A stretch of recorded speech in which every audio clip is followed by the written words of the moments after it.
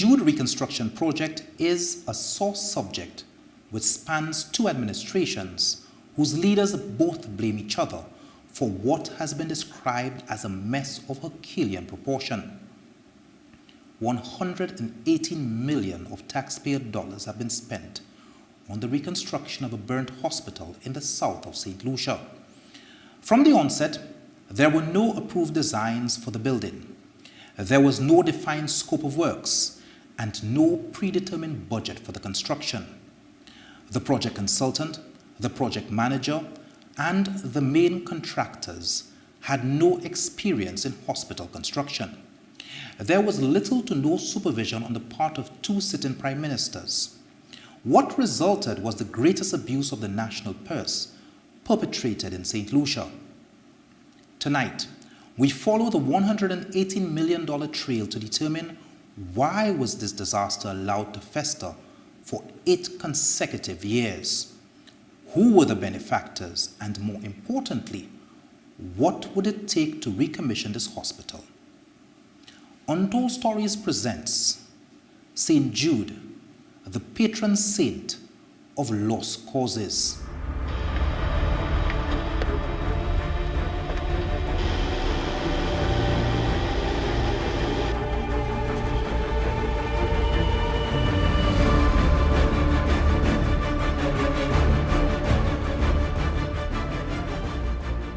It was a tragedy, so it was necessary for us to show collective understanding. But 2 years? Come on. 2 years in the making and the hospital is not completed. You will recall that the government gave several dates, made several promises to the people of St. Lucia that they're going to finish the hospital and it'll be completed by a certain month. And the latest, of course, is that we are told that the hospital will be completed at the end of December. The preceding was an HTS interview conducted with then opposition leader and parliamentary representative for Beaufort South, Dr. Kenny Anthony, in 2011. The veteran politician seemed particularly concerned with the financial management of this project. Several institutions and individuals made, as well as several foreign governments, made donations to the government of St. Lucia. To this day, they don't know how that money is being spent, what the money is going into. And there is no accounting, there is no updating, except, of course, as you heard, the occasional tour by the Prime Minister, to convey an impression to the public that there is movement. On November 11, 2011, the reins of power were handed over to the Dr. Kenny Anthony-led St. Lucia Labour Party. The new government's first priority was to open the health facility. Thankfully for the people of Beaufort South, their parliamentary representative was now the Prime Minister, Minister for Economic Development, and the person ultimately tasked with the managing of this project. Naturally, his first order of business was to visit the St. Jude Hospital construction site.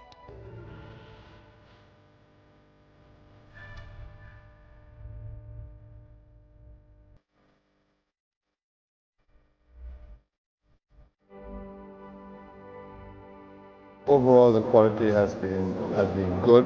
I found nothing really to complain about in terms of the quality of the work. During that site visit, the Prime Minister estimated that the hospital would be completed by August 2012 at a cost of $60 million. That within 3 weeks, windows will be installed, and then you can begin the cleaning up process and the laying of the flooring and installing equipment. In 2012, by virtue of his portfolio as the Minister for Finance, Dr. Kenny Anthony was the person ultimately heading the St. Jude project.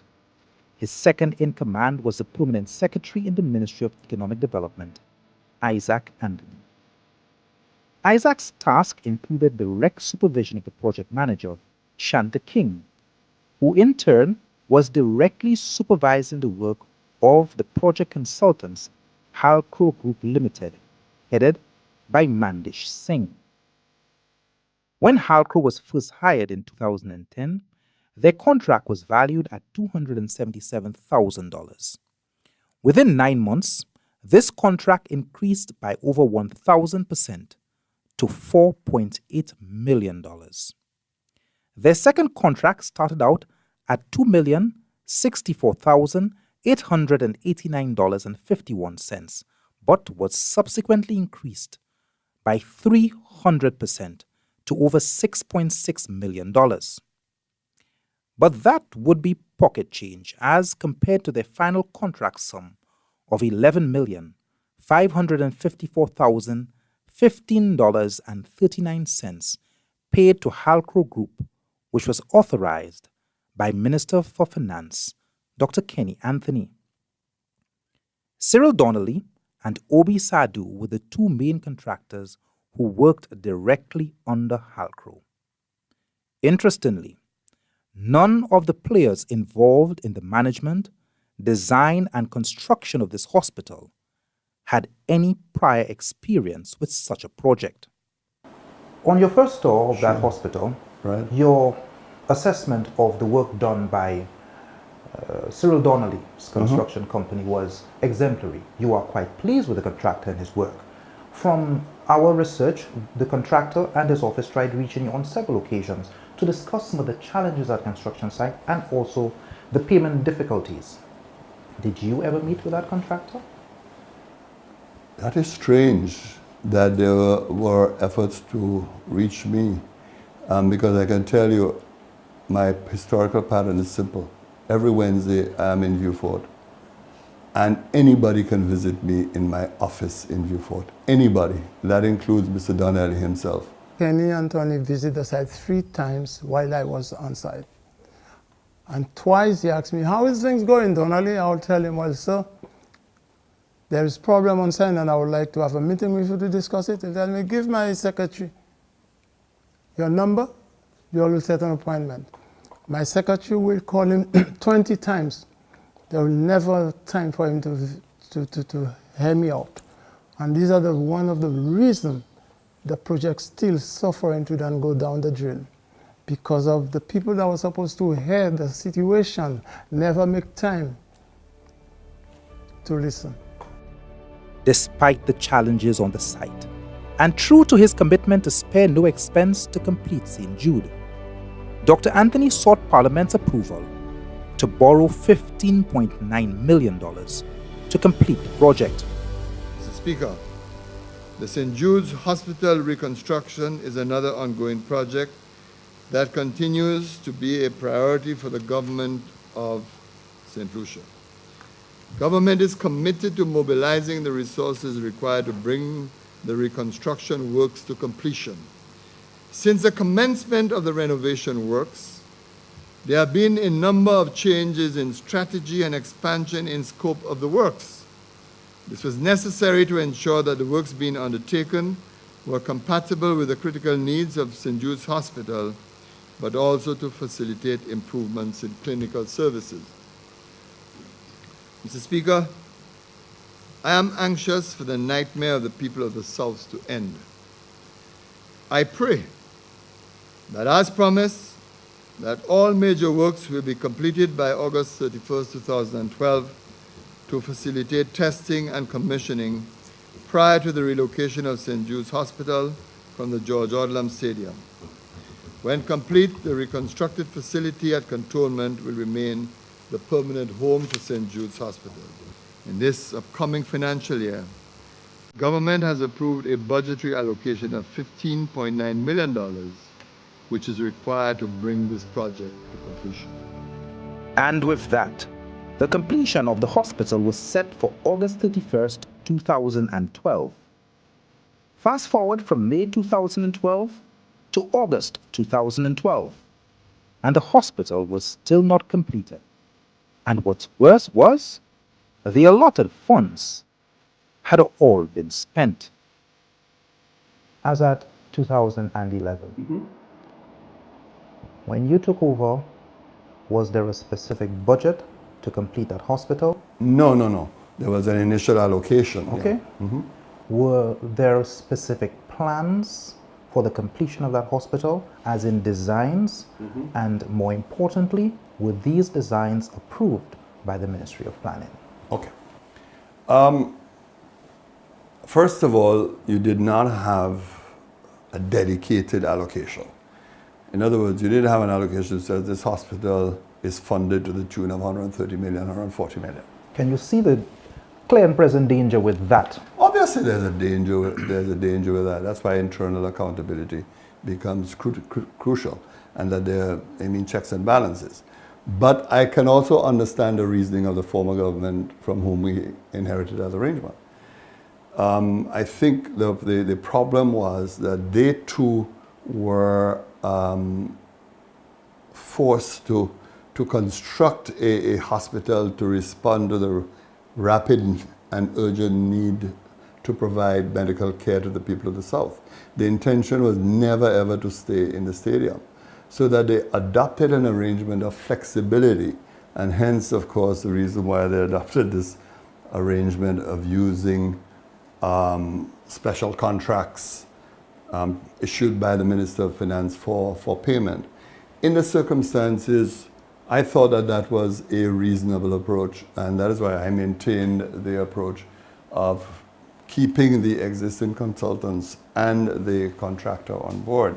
The change of government in 2011, what did that mean for the project? What did that mean for your scope of work? And what did that mean for your company? Destruction. Total destruction. We did dispense with the services of the contractor. Why? For a very simple but important reason.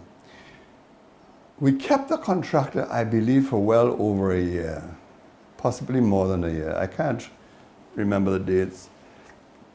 But part of the problem with him was difficulty in meeting payments to workers. Was he being paid on time? Yes, he was, as far as I know. There was a period of 7 months when he wasn't paid. Well, that's not the information that I had, because when I made queries as to why the workers were being paid, I specifically asked, well, look, is it a situation where we are not paying him or we are being held up in payments? And they were telling me, no, we were up to date with the payments. And it became a huge problem with the employees at the at the hospital, because they constantly complained to me that they were not being paid on time. And then the inexplicable delays in approach. And that is why, at that point, a decision was taken. Look, we better cut all losses with the then contractor and engage a new contractor. In fact, Cyril Donnelly was not paid for 7 months and had to seek legal redress. Not surprisingly, Donnelly was unable to meet his commitments to his workers since he was owed $1,162,509 by the government of St. Lucia. Some would believe that the contractor was fired because the contractor is a well-known UWP financier, and he was replaced by your friend Obi Sadu. What would you say? I would dismiss that very easily. First of all, that contractor, as I said to you, was kept well over a year. We could have followed the precedent of this government and terminated it from day one. We could have terminated everybody. We didn't take that approach. We felt continuity, as I indicated, was vital, that we shouldn't cause unnecessary disruption. Mind you, there were always those who attempted to say to me, look, get rid of them and get rid of the whole team and establish a new team. I didn't take that advice. Not that I did not know what the political preferences were, because this is a small country that you know what the preferences are. The second thing is that you say that Obi Sadu is my friend. I know Mr. Sadu like everybody else, and I don't know what leads you to that judgment that there's some special friendship. When we return, $58 million in contracts is awarded to Obi Sadu to complete St. Jude. We review the questionable financial management of the project, and we answer the million-dollar question: were there approved plans for the construction of this hospital?